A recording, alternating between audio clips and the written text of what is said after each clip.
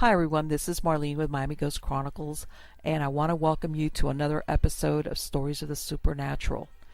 If you're watching it on the internet or listening to a podcast version of the show, make sure to subscribe so that you get notified when a new show is released.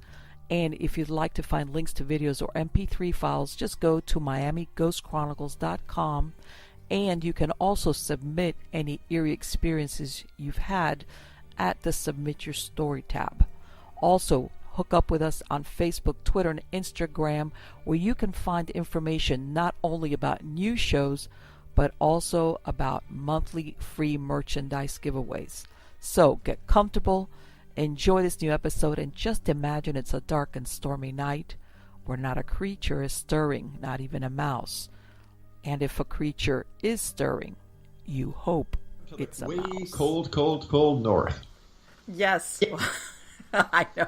Like I said before, we're truly wimps down here all the way in South Florida because, like I said, it's in the 50s and we're like, oh, it's so cold.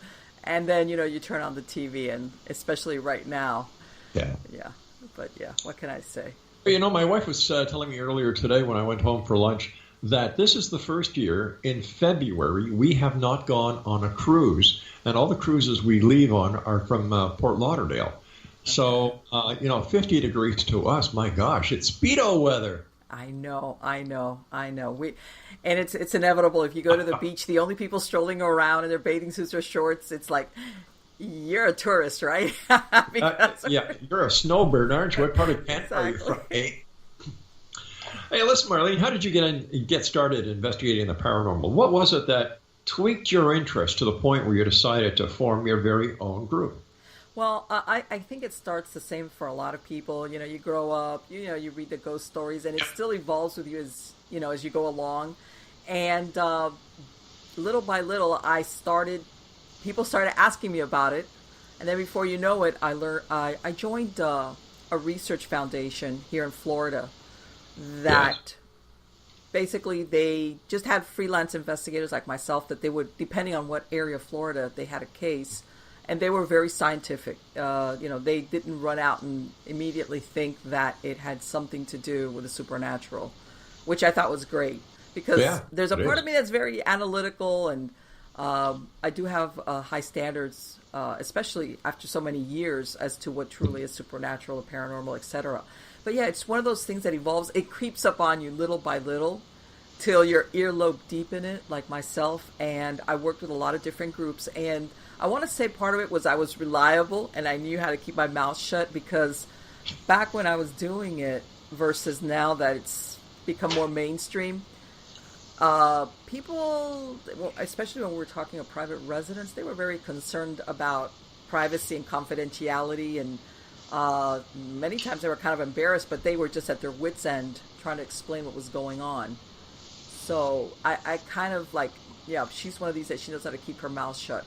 And that's basically how and after a while, and I was still around, so I've worked with a lot of different groups, and it just evolved from there until the point that I really never established my own group per se. I always worked with this research foundation, and they knew that I would work with different groups, and in some cases, if they needed a warm body, somebody to go in there and either do a preview, especially with a client, or just last-minute emergency, I was usually pretty good for that. I was just going to say, everybody needs a nice warm body sometimes, especially. Yes. Well, let me tell you something. I did that for a lot of times. All right. Welcome. This is going to be a different show after that comment. All I can say is that. Listen, how haunted is Miami? Like, I've been to Miami. It's a beautiful city. It's very haunted. And a lot of times people think of the Miami, the beaches, the tourism. We go back a little bit further, Miami Vice, the Art Deco, but it's I would say that even before maybe the late 1890s, when it was getting established into the 1900s, they used to have the same problem in a lot of cities, yellow fever epidemics. And Miami basically was established on the coast, which is now the beach, and of course it grew westward. And there was a lot of unusual things going on. For example, when they had those yellow fever epidemics, they would quarantine people on a ship, put him off the coast, and it's like, you're staying out there till we allow you to come in. And again, also because in a way it was a port city. A lot of, and then also we had a lot of, initially a lot of the people that came were socialites, that they were being asked to come down here to winter down in Miami. And like in a lot of cities, and when you have prominent families, they try to hush all their indiscretions and sometimes mysterious deaths and murders and things of this nature. And you'd be surprised if some of the buildings unfortunately have been demolished. There was a lot of unsolved murders, true crime, and there's actual hauntings attached to a lot of them. Besides the ones that are very well publicized, but of course as time goes by, they just fade from memory and the headlines, etc. Sure. What about the influence of organized crime in Miami? Absolutely. It's. I want to say that, like everything else, it's more low key. It's behind the scenes. But as you know, as a matter of fact, the Everglades, there's even, I want to say, there's two main roads that run east to west between Miami and the west coast of Florida, and all those two railways, one of them being US 41. I've had numerous stories told to me about really weird and ghostly things happening out there, and I've verified they've discovered a lot of unidentified bodies. It's like the place to dump a body. And of course, a lot of them were never found. There's an old saying here in Canada around Lake Superior, that Lake Superior never gives up her dead. And it seems that the Everglades can kind of share the same sentiment. Oh, yes. And we've had, as a matter of fact, and we don't even have to go too further south. Over here, there's like an inlet, which is the Biscayne Bay, which is like a little bay here, right off the coast of Miami. Right. Recently, we've had murders, body parts wash up in bags. Some of them eventually get identified. Some of them are still unidentified, and some of them, they know who it was, but they have never caught the person that did it. Yes, so. Unreal. And can you you ask yourself, was it organized crime? Possibly. Never know. Well, the mob was down in Miami. They tried to certainly take over the structure down there from New York as well as Chicago as well, and Vegas. And of course, Miami is one of the central endpoints for the narcotic trade into the U.S. Yes. And I mean, I grew up here in Miami, and those days of the 70s and 80s, the cocaine cowboys in Miami, it was well known, and you saw sometimes people overnight going by a big house, and it's like, well, okay, no mystery there. But yeah, and a lot of stuff being found out in the Everglades, further west from Miami. It didn't even necessarily have to be the Everglades, because there was a point of Miami which was the western part of the county, which was basically uninhabited or mostly agricultural. Marlene, we're going to have to take a break here because I do have to take my first break. And Exonation, my guest this hour, all the way from sunny and warm Miami at 50 degrees Fahrenheit, is Marlene Pardo. Her website is www. Do you have your pencils ready? Let's try this again. Pencils and paper ready? Miami Ghost Chronicles. Marlene Pardo is my special guest, and Marlene's website is www.miamighostchronicles.com, and of course she's with Miami Ghost Chronicles. Have you ever had one of those days where your mind says do something and your tongue says, nah, we're going to screw them up, so we're going to do something else? That's exactly what's happening today, and I apologize for that, Marlene. But tell me, are there a lot of urban legends in Miami and surrounding area, and do any of them have anything to do with the influx of the Cuban population? Well, here in Miami, of course, there's, because of as a matter of fact, it's a crossroads of a lot of cultures. Of course, back in the 60s, it was the Cubans, but eventually we have a lot of other Hispanic and Latin and Caribbean, and we have a lot of people out here. But one of the things is, that here they practice a form. It's not voodoo. It's called Santeria, which is involves animal sacrifice. And there's two versions of it. There's the white magic part of it, which still sacrifices animals, and then there's a dark magic part of it, which sacrifices animals, and in some cases, sometimes people will say that they've sacrificed humans, and these are the ones that you go to, let's say if you wanted to put a death curse on somebody. And over here, I mean, I've done cemetery walks here, and I can guarantee you I'm going to find dead chicken or something stuffed in a bag. You'll see that also on railroad tracks because that's part of spell work and rituals that involves it. Also at four-ways.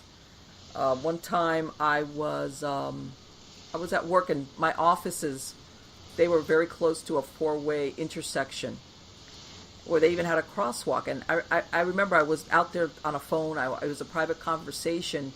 And I noticed this big bulging backpack right under where, you push the button to cross the street. Right. And I see flies and flies and flies. And I look and I'm seeing something that looks like dark liquid streaming from it.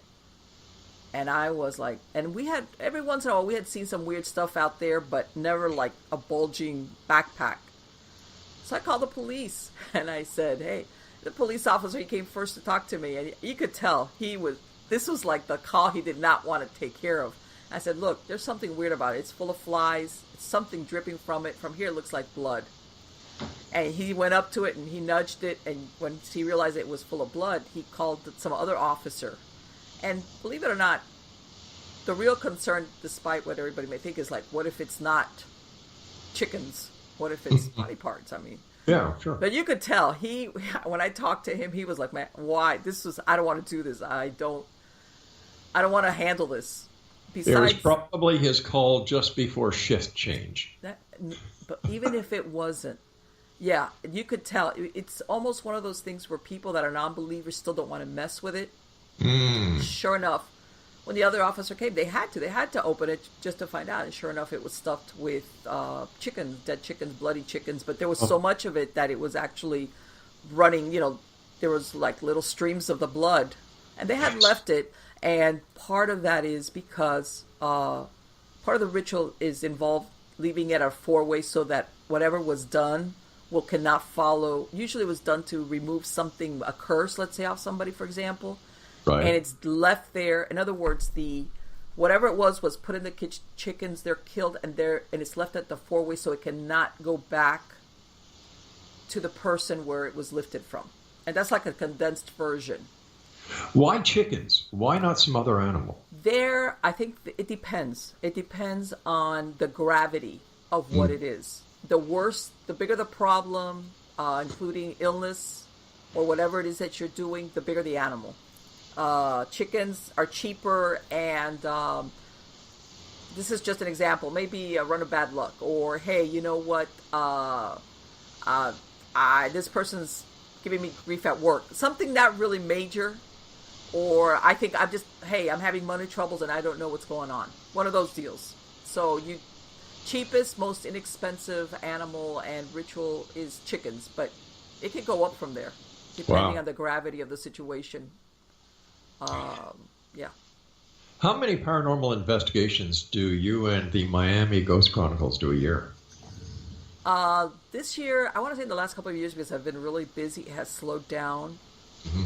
But sometimes I want to average maybe once a month. And it doesn't, how can I say, it doesn't time itself like once a month.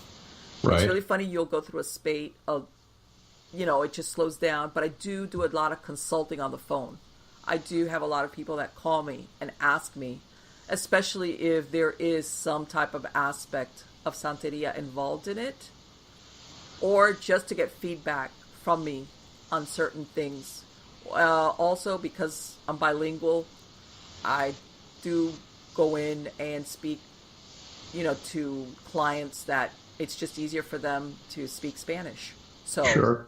It's really weird. It's comes and goes. Like I said, you go through a few months, nothing happens, and then it all comes in at once, and that's how it works. In your expert opinion here, how much influence does a person's religious beliefs play in their their interaction with the paranormal? A lot. I think it has to do a lot with I'm going to say, well, it depends whether it's an actual paranormal event or the belief. I mean, I've gone on cases where when you get there, the truth is there really isn't anything paranormal going on. Sometimes it's stuff that's going on within the family or the household. Yes. And I want to say that it's kind of deflected on the paranormal. Mm-hmm. And other times they've dabbled in stuff they shouldn't. But absolutely, the religious beliefs, how strong they are. Some of them don't want to believe. I've had clients that if they shouldn't believe in it. How's that? But then they start experiencing things. And then after they've gone through all the plausible explanations, and some of them have even reached out to clergy, whatever their religion is, and it's still either they haven't gotten any help or it hasn't resolved it. So it's like we're the last option. And let me see if I can put a handle on this question. Are most of the people who come to you who claim to have paranormal experiences, are they male or female? Wow. And I'm just asking. That's a good question. A statistical, You know what? I want to say it's a 60-40 split. Okay. 60 women, 40 men. And to be honest with you, men very seldomly on their own. I want to say it would be 20% that would be on their own. The males in there are part of a family unit. Do you want to know a secret?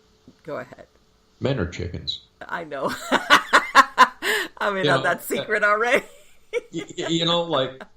I don't understand it. I really don't. Let's be honest with society, gang. When it comes to stuff like this, if you're afraid, if you need to go to a paranormal investigator or see someone to help you out, just go. There's nothing to be ashamed of.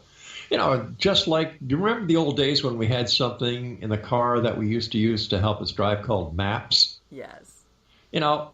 I learned very early in my marriage just to listen to my wife. Take the directions that she's giving me, because I didn't do that once. And instead of going towards Miami, as a matter of fact, I ended up going out west. So from that point on, it was, yes, dear. So come on, guys. No, there's nothing to be ashamed of, for goodness sake. No. But do you think it's the male ego that gets in the way? It does. Yeah. It is the male ego. I want to say that sometimes it takes them a little bit longer to come around to admitting that it might be a paranormal event. Yeah. Because it's like, how do you deal with something that you might not be able to see? And men have a hard time with that. Yeah, and yet these same men go to church. Yeah. Yes. The Bible is the richest book that has paranormal events than any other book, and it's the oldest book that talks about the paranormal, if you want to look at it that way. Right, exactly. There's a lot of stuff that, Sure. Like you say, you can't touch it, see it, feel it, whatever, And in today's society, it's called the Santa Claus simplex. Yes. Yes, I agree with you. It's crazy, and you know what?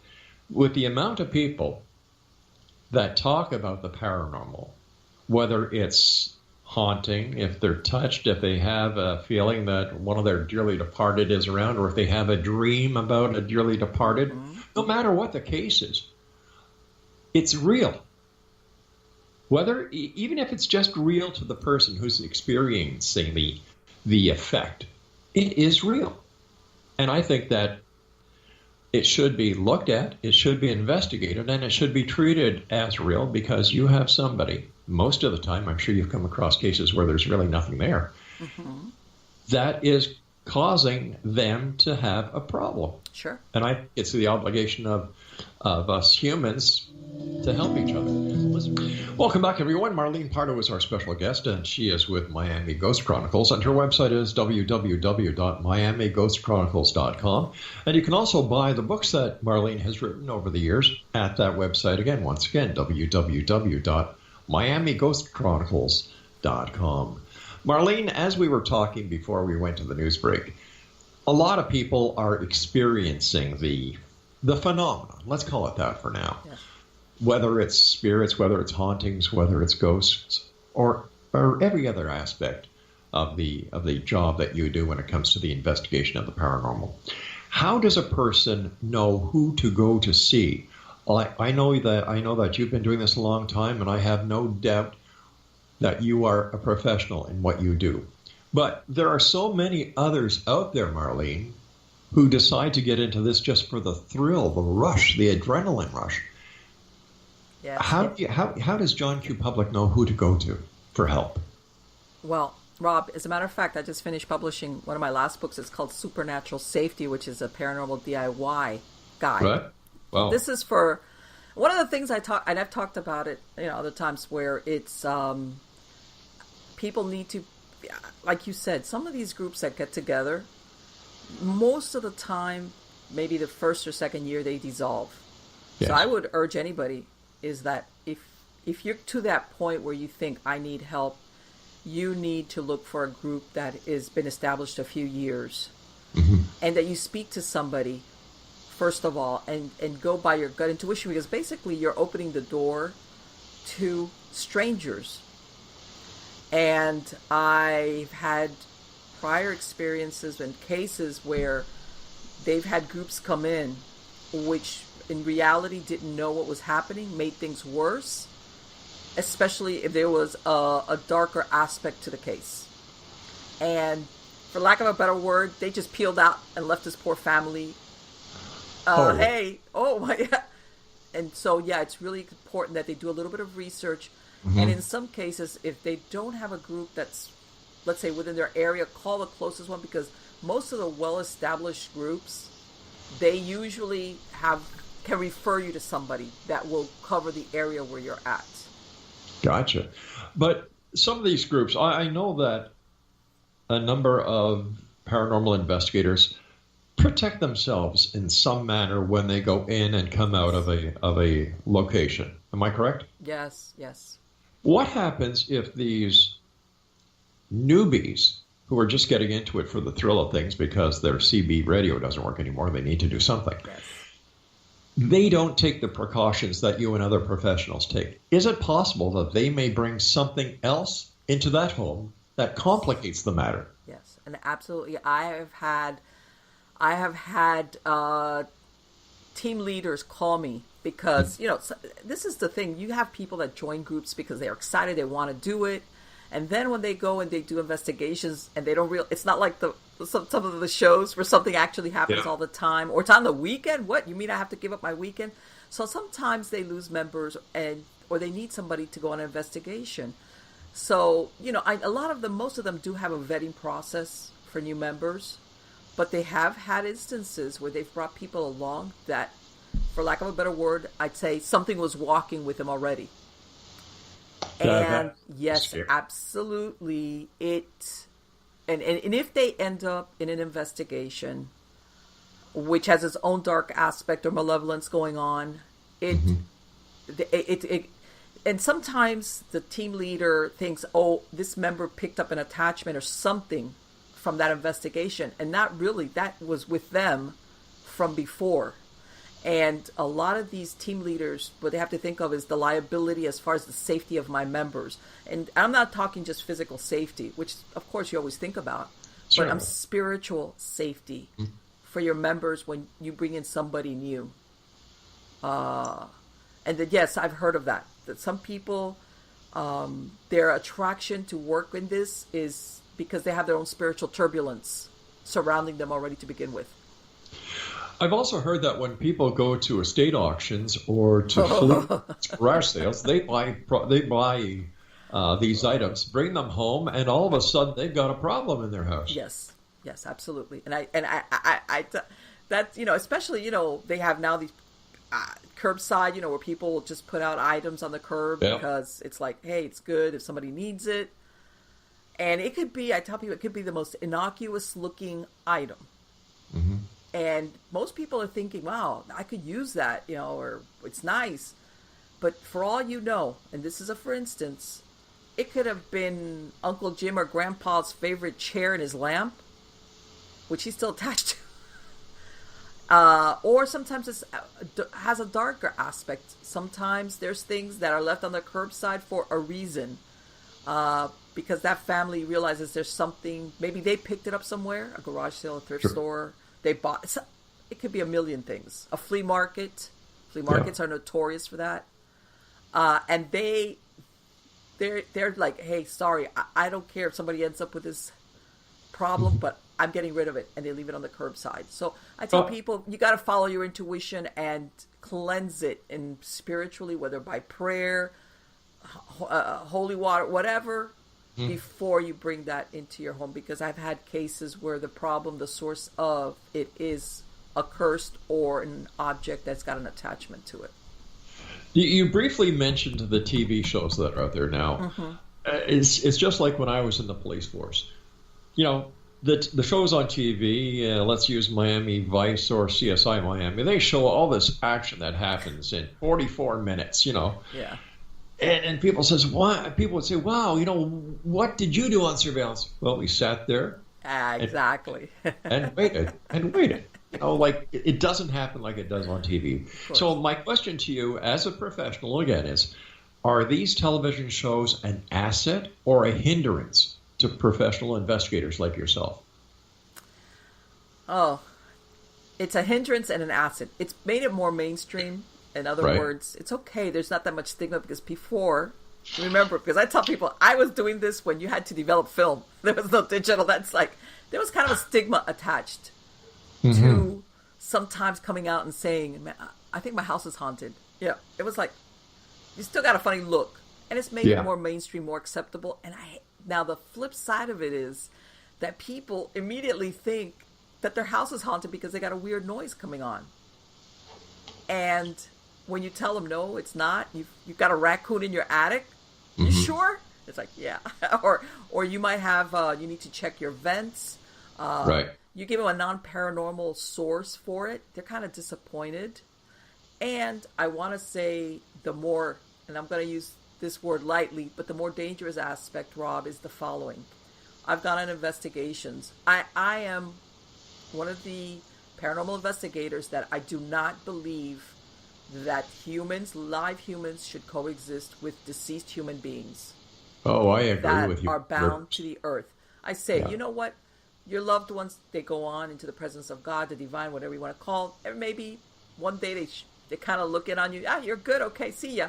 But when you're talking a soul that's bound to the earth, and you see a lot of these shows where they say, oh, well, it's not malevolent. Nothing's happened. It's okay. And I'm like, big mistake. And I've gone on investigations where, it has turned out there is a supernatural agent there. And basically, the individual, the family is all happy. And what they want to do is confirm it. And can you give me a name? And it's like, we could do that. But, really, we need to cross this soul over. It's a human soul. Let's say we're going to go with a human thing. And they're like, no. And I'm like, I'm telling you.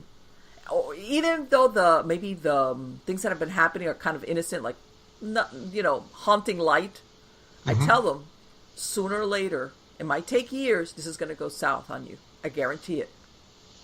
Do you find that there's not enough respect shown towards the deceased or the dearly departed these days, that because of the notoriety of being a paranormal investigator or a ghost hunter, we're actually seeing more disrespect towards the dead? Yes, absolutely. Because people seem to forget, and I'm not talking here any non-human entities. Okay, there's two different. I'm talking here, but the bulk of it, you're talking a human soul. You're talking a person, a human that's lost, that somewhere they didn't transition, they lost their way for a variety of reasons. It could be many, many things. But it's a human soul. Why would you want to keep a human soul bound to a place out of the presence of God and the divine? I don't get it. It's basically you end up with a very angry, frustrated, confused human being that doesn't have a body, and they maybe, you do have some ghosts that are aware that they're dead and they're bound for other reasons. Then you have others that are confused. But yes, absolutely, it's like I think that people forget that you're in reality still talking about a human being, the soul of a human being. I love the way you think, young lady. I agree with you 100%. Thanks for that young lady thing. Listen, you and I have to take our final break. Our nation is Marlene Pardo. She is the lady responsible and in charge of Miami Ghost Chronicles. Her website is miamighostchronicles.com. First of all, Marlene, I want to thank you ever so much for coming on the show. Please don't be a stranger. Come back again and visit us. Absolutely, my pleasure. It's been my pleasure, Rob. Now, Marlene, one of the books that you were telling us about briefly in a previous segment was one that you just released in December. It's available on your website and on Amazon.com, and it's entitled Supernatural Safety. Tell me about that, because I think that's a marvelous idea. Well, this is for people that sometimes think, something's happening. And at the beginning, I described several sources for non-paranormal events. And in other words, I say, before you jump to the conclusion that it's paranormal, try these things. Call an electrician, have this checked out. In other words, despite what people think, your best outcome is that it's not paranormal. And then I described the different types of supernatural events that could be taking place, what the source is. And I mean, there are moments and situations where I say you need to have somebody come in, clergy, a group, a well-established group. But otherwise, these are the things that you can do. And one of the reasons I wrote the book, Rob, is that people, especially that they give up their power. They think that they're full of fear, and it's like you need to claim your space. You're a living human being. This is where you live, right? And you have more power than you think to either help an entity, a spirit, cross over. I mean, I described various things that people can do, but in other words, I think it's more important that people realize that they're not helpless. And also to identify certain scenarios where you need to step back and get somebody experienced. And usually these are something involving either non-human entities or something with a darker aspect.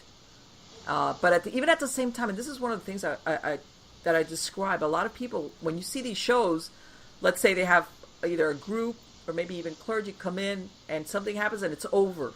And that's not really the way it works. This family or this individual has to keep working at it to keep this area clear. This, I want to say, this bleeds over into your life and in your psyche. So even if you get that group or a cleansing or prayer or banishment, whatever, you still need to do something to keep yourself and your space clear. And, because I do understand also human behavior, I tell people, you need to go out there. Besides what you do, you need to be happy. Go to the park. See happy things. One of the best antidotes to any type of supernatural or paranormal situation is laughter. I know people will think, well, who wants to laugh? You need to laugh, because this, in a lot of cases, especially if it's darker, what it's feeding off is the fear that we generate. That's right. So you're changing the polarity by Yes. laughing. It causes a positive effect instead Yes. of allowing the entity to suck you dry of your negativity. Yes. Something I've noticed over the years, and this, because I've been doing this so long, it gives me a unique outlook into the trends that are going on in all aspects of the paranormal, whether it be Bigfoot, UFOs, Loch Ness Monster, ghosts, or hauntings, is that the trend today with most ghost teams and researchers is there has to be a demonic particle into whatever they're doing. Yeah, oh my God, the D word. The D word, yeah. Yeah. In your opinion, is that happening? Because it's scary. It's shock value. Shock value. And I'm going to give you an frank. You remember back in 1973 when The Exorcist came out? Oh, people were pulling their hair out, and the churches got full because we were kind of innocent. Right before that, I think the hardest thing was Rosemary's Baby. Oh, my God. But we were kind of everybody was like, oh. Yeah. And now, because we've been inundated with so many, like I said, there's no more movies just about a haunting. There's always got to be some demonic aspect or possession to it. That people are, it's shock value. It's scarier. So it's just a ghost. Oh, no. We need a ghost that's going to try to possess you, or the devil. And it's like, I think it's entertainment overdone. And I stated it. True possession is very, very rare. There's different levels. There's obsession. There's influence. There's oppression. There's obsession. There's a lot of things. In my hypnotherapy, I've done spiritual attachments. I've dealt with spiritual attachments.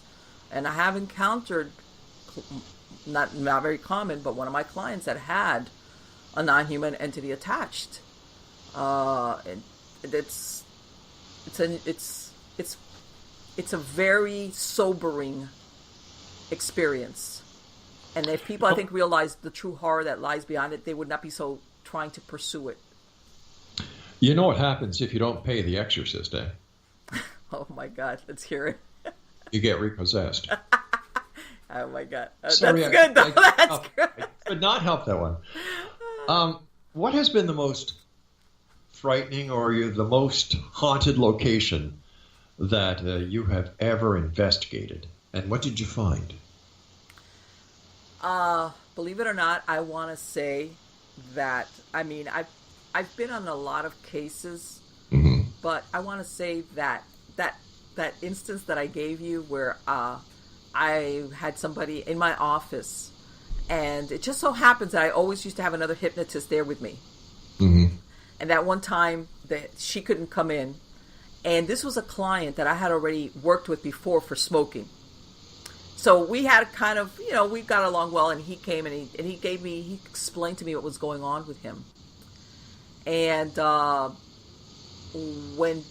it's a process. I'm doing like a very condensed version. Finally, when I was speaking to whatever was in there, and this thing is hissing at me, and I knew this young man. I had dealt with him. I had hypnotized him before. And I've also had other instances where I have seen somebody or something inside a person that is not human. And you know that now there's that thing with the black-eyed kids or the black-eyed people. Oh yeah. It's not exactly that physicality. There's something in the person's eyes that it's the look, the stare, and I don't mean to sound dramatic. And I think anybody that's truly experienced this will understand what I'm talking about. Could that be because they're using the term here, lost souls?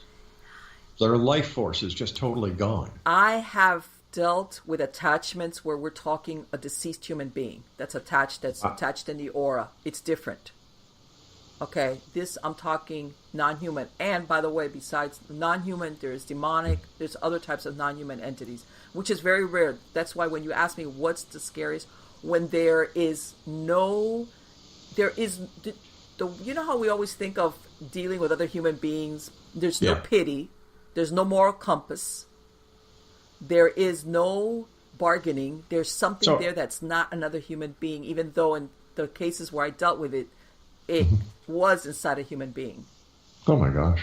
And let me tell you, I think if some people really had that experience, they would think twice about, because I hate to say it, that some people pursue this sometimes. They want to have that shock and awe moment. Yes. And besides that, there's something that some people don't realize that are cemeteries. A lot of ghost groups and kids, sometimes they run out to the cemeteries. There's something called cemetery sentinels. Okay, now cemetery sentinels are non-human, but they're not demonic per se. Cemetery sentinels sometimes could be invoked, but most of the time you will find them at older graveyards because you need X amount of graves or burials there. Usually they're attracted by the mourning. When people go to the cemetery, it's mourning, anger, sadness. They feed off of this. They usually don't mess with the living unless you desecrate or you mess around with it. I have had encounters with that. And in the book I stated, if you ever come across this, I say do not, let me underline that, do not engage it, try to photograph it, just like walk away. Usually you see it as a very tall shadow figures. I have seen it sometimes smaller, perched in the branches of a tree. They'll observe you, and you just ignore them. Just pretend, because I'm telling you, I have dealt with people who have had an attachment, and to get rid of it is not like an exorcism. Once they become attached to a person, usually because they've desecrated or done something in the graveyard, it's trying to convince them to break the connection and go back. It's not like it's a very weird thing, and a lot of people are not aware that you could go to most cemeteries, unless they're really, really small. Most cemeteries will have more than one cemetery sentinel there, a graveyard sentinel. Marlene, the time has come when you and I must say so long for tonight, but I want to thank you so much for joining us. It's been a great pleasure. Continued success, and I look forward to the next time you and I meet back here in the X Zone. Take care. You take. So, guys, what did you think? Interesting interview. I know you've heard some version of what I said a lot of times. When I've interviewed different people. And again, sometimes this happens where many years of experience, they're compressed into 45 minutes of a radio show or anything else. And sometimes when you've been doing this for a really long time and people ask you this, you draw a blank, because there's a lot of stuff, there's a lot of cases that are impactful, others not. And I want to say that it's one of those things where, again,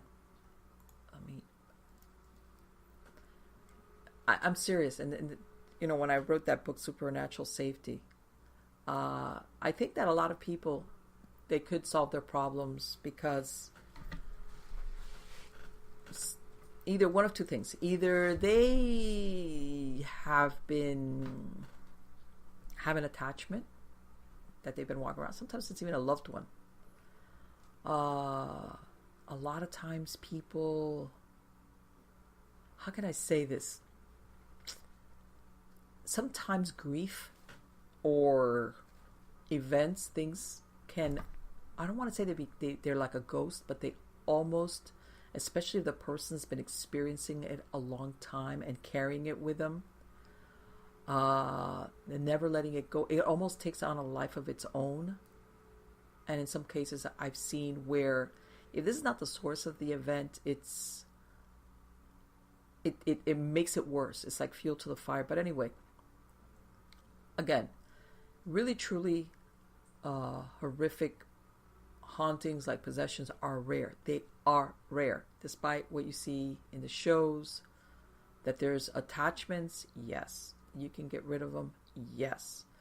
That there's times where you say no, but even then, my advice is that before, during, and after, even if you have somebody come and help you, a priest, clergy, a group, whatever the case might be, there is something that you need to do in your life. Change, whether it's prayer. I mean, I give a lot of examples in the book as to situations, because ultimately, this is what I say. You know, when you see these shows, you know, you see the group roll up, do their thing, pick up their equipment or whatever the case might be, roll away. And there's that family or that person having to still live with it. And one of the things that sometimes they do, sometimes they don't. That some of these families, you know, again, they might have been having really horrifying experiences, and something happens that was driven out or whatever. And if you don't think that this family is still afraid that it's going to come back, of course they are. Or that you have memories attached, depending maybe how long it's been going on, of course. And let's face it, some people either can't or don't want to move away. Financially, they might not be able to. Or maybe they don't want to. Maybe this is their family home. There's a lot of things that people can do. And I tell people, after something, paint, move furniture around, make it new or different, and incorporate and say, I have to do something, in which I give a lot of examples again in the book of what you could do. so that I don't open the pathway. And I know a lot of times they don't discuss this in a lot of the shows, but for some reason, and I've said it before, for some reason there's people that are more vulnerable to the supernatural than others. Mainly for 3 reasons. 1,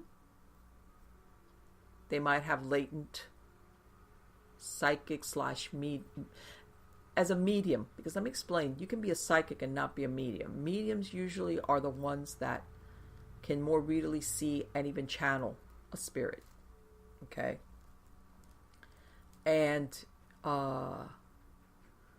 some people are aware of it, some people run away from it, so sometimes that person will always have a following, because a lot of these deceased human beings, these spirits, for some reason they just want to say something. It's like, this is who I am, this happened to it. I don't know, it's really weird. They just want acknowledgement, or they want somebody to say it's okay. It's that's a whole nother show. Okay, that trauma in childhood. For some reason, people that have trauma in childhood, not everybody, for some reason that opens like a vulnerability, like a wound that even if the person has gone to therapy and worked out truly, not saying I'm okay with it, really truly done the work and accepted it and worked around it. Acceptance in the part of who they were or their experience and the situation that brought it into being and how it was resolved or not, who was responsible, who wasn't, who facilitated. But for some reason, they always have this vulnerability to the paranormal. And I'm going to, because let's face it, most human beings that are trapped, again, we're not talking non-human, we're not talking demonic, we're talking here deceased human beings. Most deceased human beings that fail to transition, there's usually some low-level emotion attached to them, to their existence. Sorrow, fear, anger, sometimes confusion. But usually behind that confusion, there was something other negative emotion. And sometimes they will gravitate to, like a like attract like. Okay, if you have somebody that's had traumatic, even many, many years, but if they have PTSD, if they relive it, because they've never been able, they keep that memory fresh, that emotion, that anguish, sadness, whatever comes about, that helplessness, victimization, whatever. It almost acts like a magnifying glass, like a beep, beep, beep, beep, like a, for attracting spirits. Like I said, because the majority of trapped souls have had some type of aspect to them. You could say you might have a human soul who's just angry. He was an angry person when he was alive, and he's still angry. And then you've got this human being who's really sad, but expresses by being really angry all the time. And they're like, hey. And this person might be walking around saying, man, what? They have supernatural experience, they have paranormal experiences, maybe they see things, sometimes horrific, sometimes sometimes if they're pulling in, let's say, angry deceased human beings, they themselves might be thinking, man, because this is the thing, usually we have our aura, and if you get one of these low-level human entities around you, they're not going to attach to you, but sometimes you feel it, especially if, let's say if you're angry for good reason, it's a human condition. And then all of a sudden, you go from 0 to 60 and nothing. And if you might be having something around you that is putting the pedal down, making you feel more angry, that you might even say, man, yeah, I know I'm angry, but I'm ready to tear somebody's head off. And then you hear a bang in the bathroom or something upstairs. Yes, that type of that's what I'm saying. There's some people that they're vulnerable. They pull in for different reasons, psychic abilities, like attract like, unresolved trauma,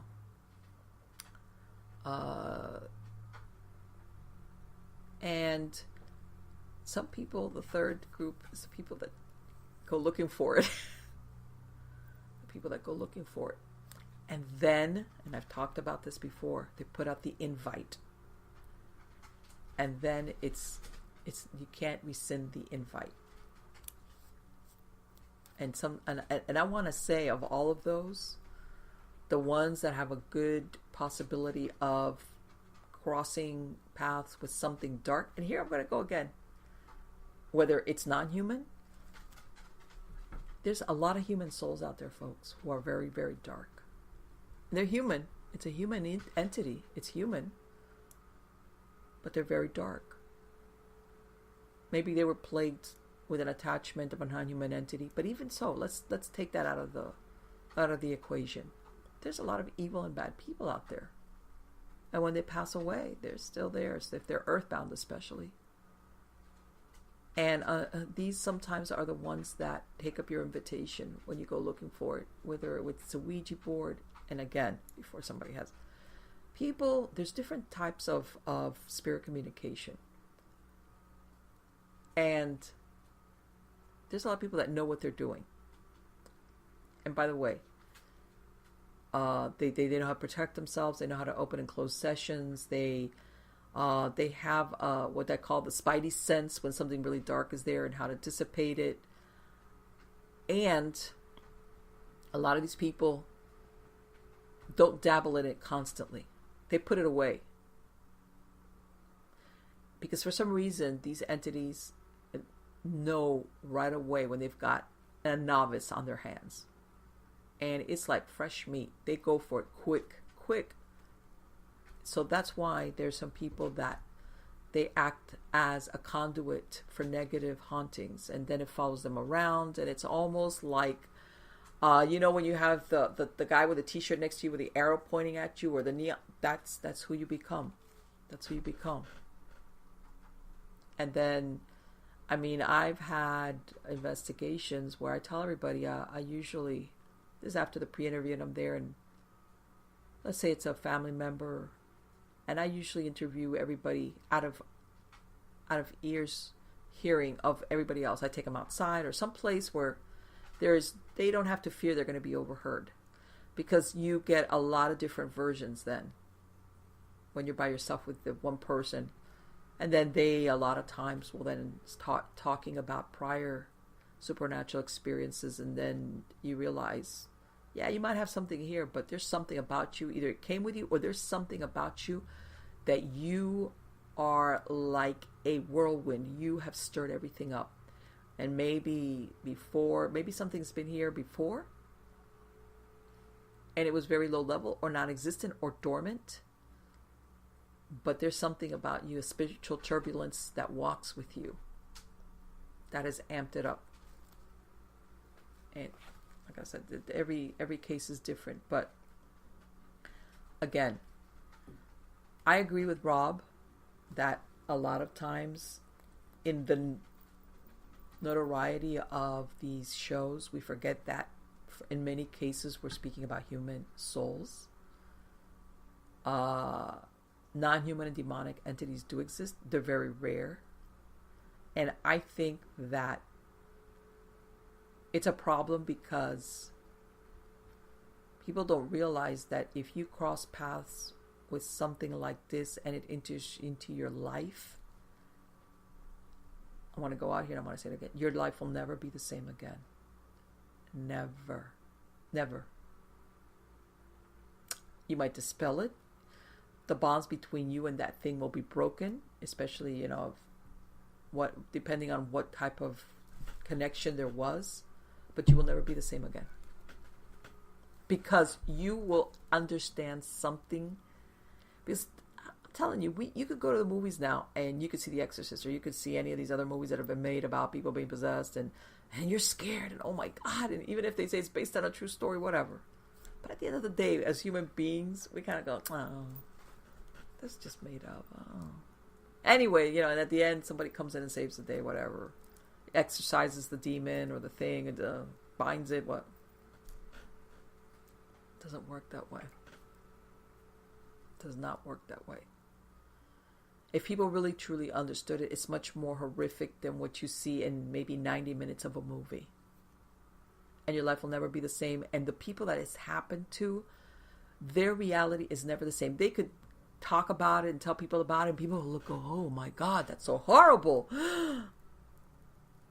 But nobody ever truly understands and what's the word I'm looking for? Gets it until they've had that experience, which, believe me, you pray you never do, because your life will never be the same again. Your belief system is different. Plus, you're always, it's just, your reality is different. Your reality, because we always comfort ourselves. Let's say, even if let's say, you have somebody that that you believe, in other words, that you don't think this person's lying, and they tell you a story that happened. This happened to them. They went through that, and you get really scared. But as the days pass by, you go, oh, but that wouldn't happen. You know how it always happens to the other person. So we kind of comfort ourselves and we move away from the truth or the possibility that stuff like that happens, which doesn't happen. And we kind of it fades away. The fear, after a few days, it kind of fades away. Not for the person that's had that experience. Because you do understand that something exists which has none of the, how can I say, feelings or mental processes, I guess is the best thing, of humans. That there is no, that just wants your destruction. That there is just hatred. That there is no empathy, no pity, no bargaining, no. And by the way, the ultimate aim of possession, despite what you see with the people and all this hissing, whatever, all the crap, that's not really the ultimate aim. The ultimate aim is to corrupt and possess that person so that they will commit evil acts and then cause suffering to other human beings around it. It's like a ripple effect. It's almost like this evil cannot commit it without the human being to do it for them.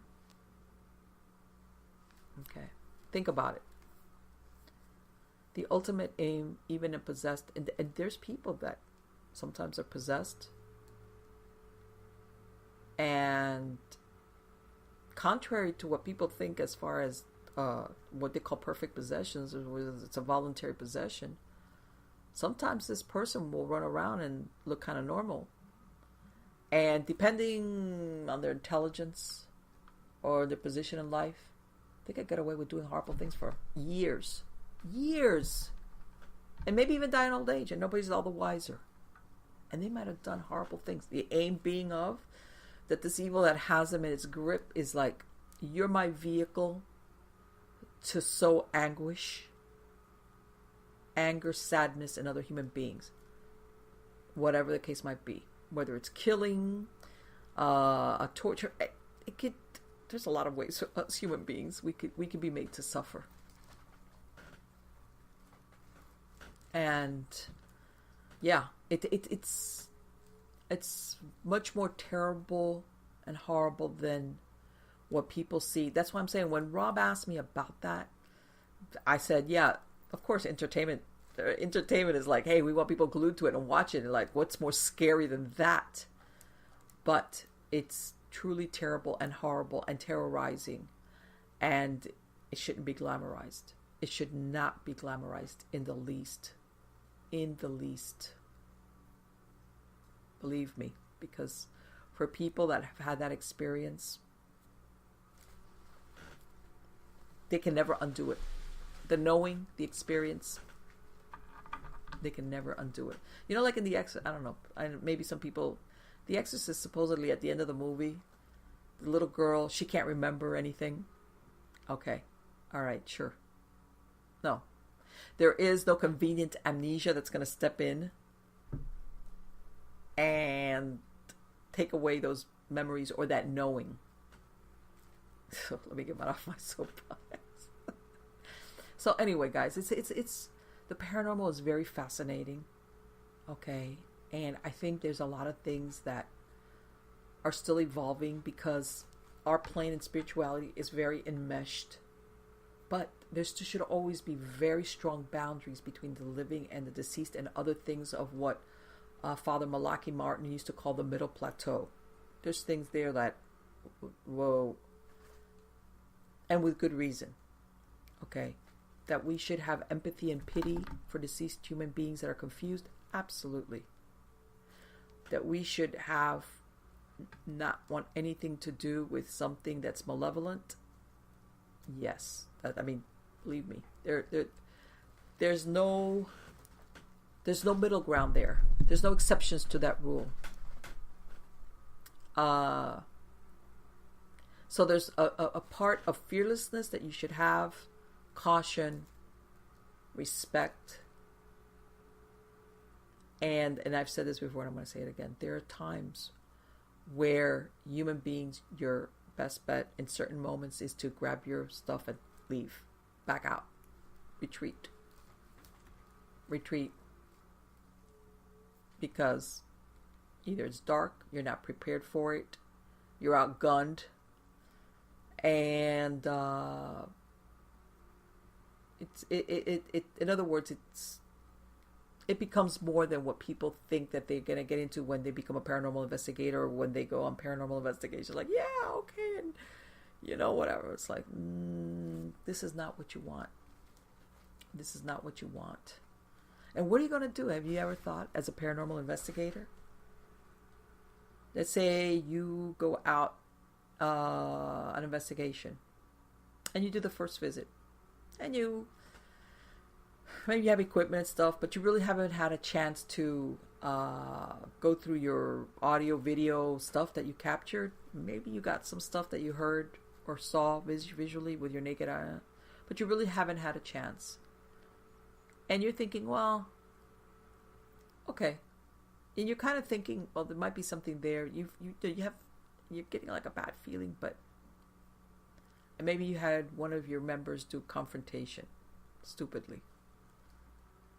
And then the next day or the next night or hours, 2 hours after you leave, you get a frantic call from that client that everything has become horrible, that things are going crazy, that they don't know what they're ready to like go and sleep at the motel because they can't stay in their house. And that happens. Yet usually happens, number one, because there's somebody there that doesn't have enough experience to either they confrontation, they didn't realize it was a dark haunting, or they just didn't recognize it for what it was.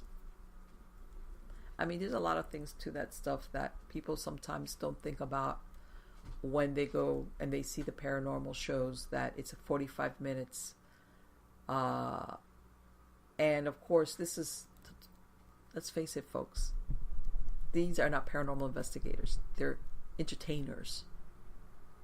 Yeah, they're going to call themselves paranormal investigators. Sure, of course. Whatever. I mean, otherwise, what's the premise for the show? You know, but they've got producers and people, directors and gophers that handle everything behind the scenes and blah, blah, blah, blah. And they roll in. They do their thing. And yeah, sometimes they capture stuff, other times they don't, whatever. And then they roll out off to the next show. Those are not really paranormal investigators. It's not. Sometimes it's very boring, and other times it's like there's more to it than what you see on the shows. So again, guys, I hope you like this interview with Rob. Again, I'm going to get off my soapbox again.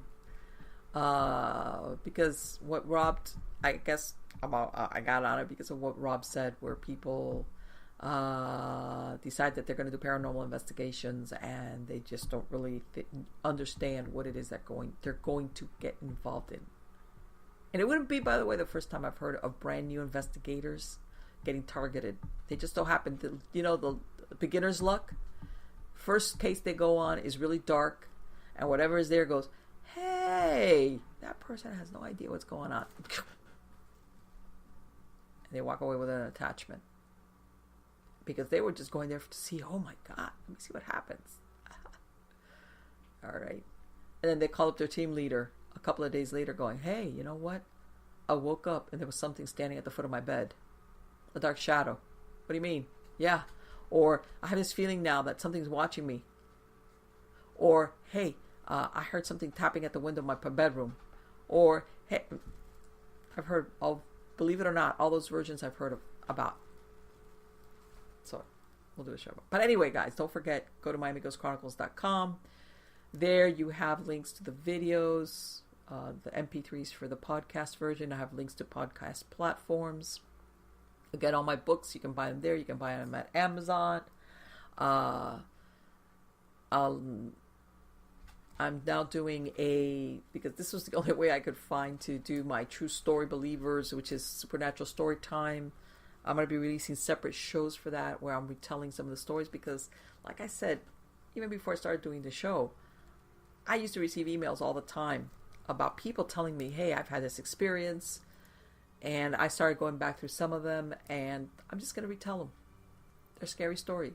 And again, these stories are not, sometimes there's no rhyme or reason. People sometimes move to a place, and they have these experiences, and they really don't know the origin, and sometimes it never gets resolved. All I can say is, man, we lived there, and all this happened to us, and we got to the point that we all had to move. So it's not like an investigation. It's experiences that people have had. And sometimes people do understand what it is. Some people even know who the ghost is. But anyway, I think you guys are going to like it because that was the only way I could incorporate all these stories that I've had from before and other ones that have been sent to me. And again, guys, if you've got a story, you can write it to me. Go to my Marlene at MiamiGhostChronicles.com. On the website, there's a Submit Your Story tab. And again, it doesn't have to be ghostly. It could be anything else. It could be something that's been retold to you. Because I've had a lot of people tell me, "Oh, I this friend of mine told me this story." Blah blah. It's not their own first-hand. It doesn't matter. Doesn't have to be your first-hand experience. Absolutely. And if you give me permission, I'll give you credit for it. I'll say this was sent by. If you want to remain anonymous, I'm good with that too. But either way, guys, thank you so much. You are all wonderful. Take care.